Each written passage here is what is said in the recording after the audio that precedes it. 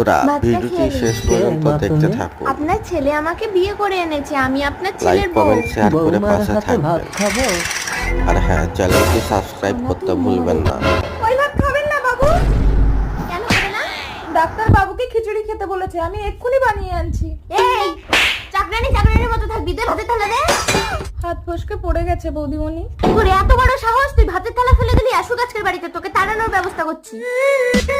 কি হয়েছে রে মায়া? বৌদিমণি আপনার ভাতে বিষ মিশিয়ে দিয়েছিল, সেই জন্য আমি আপনাকে খেতে দেইনি বাবু। কি ছেলে বাড়ি আসলে তুই সব বলবি, তারপর দেখি তোকে বাড়ি থেকে তাড়ায় না বৌমাকে। জ্বালানি ভেতরে এসো অঙ্কন। দাদা বাবু এসেছেন, চলুন। চল। বিষ মাখানো ভাতটা ফেলে দিল চাকরানি। ও জ্বালানি, তুমি কি চাকরানির সামনে ভাতে বিষ ঢেলেছিলে? তার মানে আমার ছেলে আমাকে বিষ খাওয়াতে বলেছে। অঙ্কন আগে ওই